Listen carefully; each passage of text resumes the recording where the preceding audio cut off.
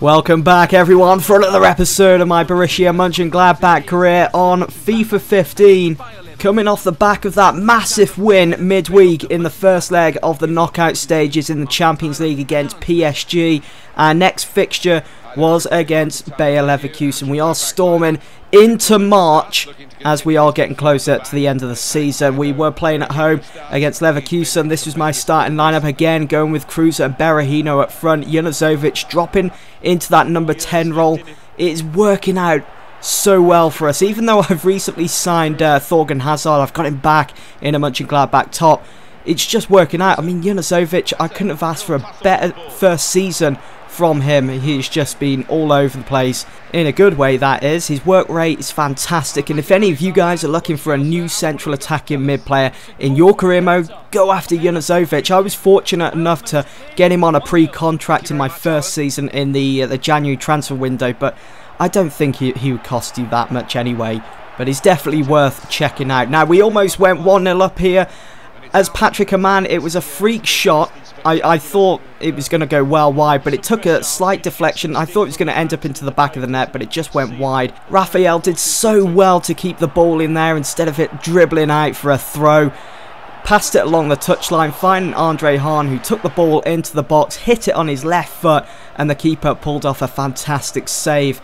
Come the second half though, just minutes in, took the free kick short there to Kasharp, finding Raphael, who was pushing all central here, and Patrick Aman worked his way through. Looked as though he was going to go to the right, dummy in the centre half, and then went to the left and struck the ball with his right foot, wearing his gloves in the hot, brilliant sun, and he found the back of the net. So Mönchengladbach 1-0 up against Leverkusen. Now Leverkusen, I'm sure I've mentioned many times, are an incredibly difficult team for me to beat. I always seem to struggle against them to even get a result, so I was pretty happy to get in the lead to give us that boost in confidence, and our confidence was shot after we conceded a penalty here with just 53 minutes gone. It was Junuzovic that conceded it, just barging into Son there, who was about to pull the trigger with the ball, and it was just unfortunate really. I mean, Sommer could have saved that shot for all we know, but we had to go and give away a penalty, didn't we? And it would be Stefan Kiesling, who has failed numerous times in this same fixture over the last 2 seasons, to really step up and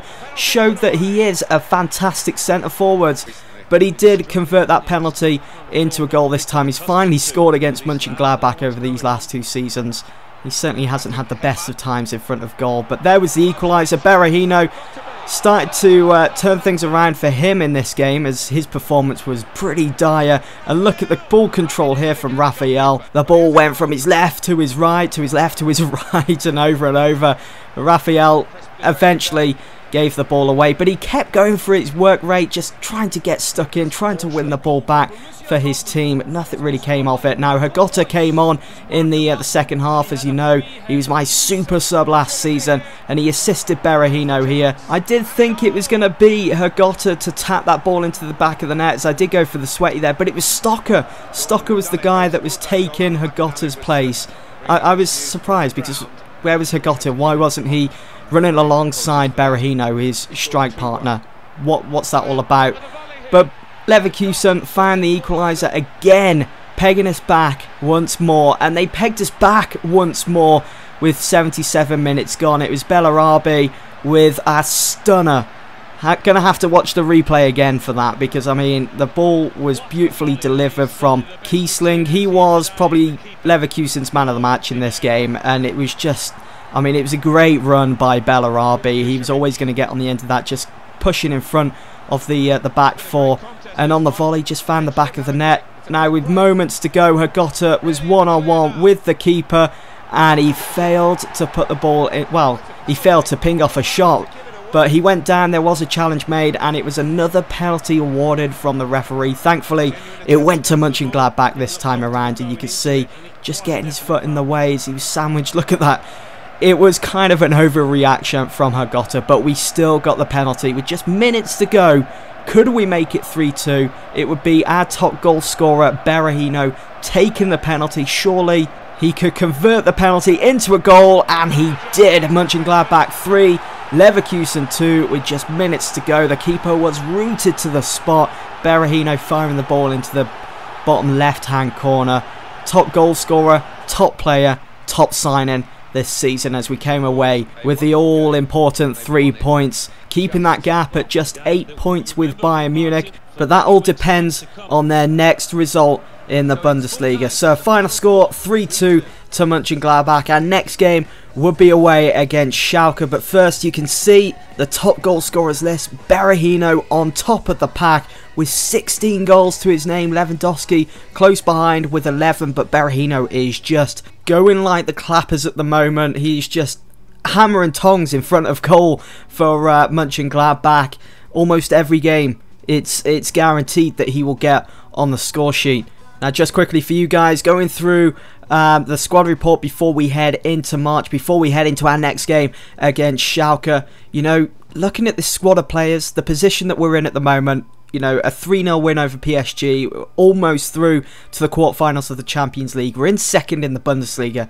We're on to something special here. I mean, next season we're going to be having Vertonghen, Arslan added to the team, maybe a couple more signings in the summer, whether I'm given a good budget or not. Whatever does happen, I know that next season is going to be the season for Mönchengladbach. Next season is going to be the season when we come away with silverware. It has to be. I mean, I've managed to build what I think is a pretty decent team with a good set of players. And, you know, I can really work with them. I really gel with this team here on FIFA 15. I feel like I'm having a Paul Heyman moment here. But, you know, I feel as though the team is ready, or almost ready, to be winning silverware. Now, this next game against Schalke, we were away. We did get our nose in front way early in the game, but it would be Huntelaar, the Dutch centre-forwards, that would get the equaliser with such a tremendous header, just looping it over the top of Sommer, finding it at the top right-hand corner. For this game, former Schalke centre-half Santana had to miss out, as he's still out with that injury, which has set him back for 8 weeks or so. Probably even going to be a bit longer than that. And we were missing him in this game because the aerial threat of Huntelaar was destroying us. He got a second goal, he put Schalke into the lead with another header. And of course he was then on for his hat-trick. I mean, after they got that equaliser with 30 minutes gone, we just didn't seem to be there. We were non-existent. I just wasn't really going for it. I wasn't feeling the game whatsoever. But in the second half, I had to try and do something to turn it around, to try and close that gap, just in case Bayern Munich were to maybe have a freak game and maybe drop a couple of points. We needed to be ensuring that we were, you know, going to be able to take advantage of that if it ever happened with Bayern Munich. I know that they're on a bit of a run lately. They have picked up some massive momentum. But, I mean, a loss here against Schalke, it just wasn't good enough. And they almost made it 3-1 there. Thankfully, Sommer fully stretched onto the ground. And I was just so annoyed that we lost 2-1. We didn't create anything. Nothing to note anyway. Yes, we have 4 shots on target, 8 in total. But we were just dire. We were poor in this game. Or we didn't really deserve to come away with anything. Not even a point. And we need to learn from this. We need to be better next time around, whoever it is that we're facing. So it was then on to our next game, again in the Bundesliga. We were away against Kaiserslautern. I think that's how you pronounce it. We needed to win this. This was a game that we really should have been winning as well. As you can see, they are in the relegation zone. They are bottom of the league with just 16 points to the name. It's poor for them. They are newly promoted as well. They just haven't been able to survive in the Bundesliga this season. It's been tough going for them, but you know, they got off to a good start in this game. They controlled the first 20 minutes. Janssen was able to get his shot away there. It did take a deflection off Chorluka. They had a corner. Could they convert this into a goal? They took it short. Huback received it, turned on the ball, had a shot on his right foot. It did go way over. It was never on target. Sommer certainly had it covered. But it was kind of worrying that, you know, Kaiserslautern were being able to actually get their shots away and actually put pressure on us. We did break though here with Berahino, as you can see, weaving in and out of their back four. Went for the finesse shot and it was a fantastic save by the keeper. Couldn't hold on to it. But Huback, who had a shot earlier in the game, as you saw at the other end, conceded an own goal. Absolute misery for Kaiserslautern. Again, I'm not sure if that's how you pronounce the team name. But going 1-0 down, conceding that goal from a player that just moments before almost got the opening goal. It's disappointing on their half, and Patrick Amann then, with just half an hour gone, look at that, great bit of skill, went for that finesse shot on his left foot, and it was so close to maybe clipping the underside of the post. What a goal that would have been, as the keeper was beaten, he was off his line, but the ball there just wasn't enough drop in it for it to end up in the back of the net. Now, just moments before half time, there was definitely a shift of momentum in favour of the home team, and you can see this low, hard driven ball down to Hoffman.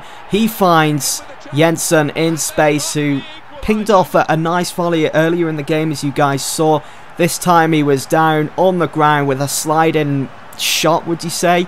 He like slid the ball into the back of the net, and really there's no excuse there. Sommer really should be saving that. And what a time to score for the home team, a team that have gone through so much already this season, that are pretty much guaranteed to get relegated come the end of the season, putting up one hell of a fight against a team that's battling it out with Bayern Munich for top spot. Yes, Bayern have got such a big advantage, but we're there, we're putting pressure on them, and it was a great bit of play from Mönchengladbach as the ball got to the feet of Patrick Amann. The keeper came out to meet him, and he completely overshot it as Amann just kept running past him, and with the keeper off his line, there was no one there, there was no one covering, no centre halves. It was a very tight angle for Patrick Amann to slot the ball into the back of the net, but he still did it. He made it 2-1 to Mönchengladbach and secured those 3 points as Borussia Mönchengladbach go marching into March.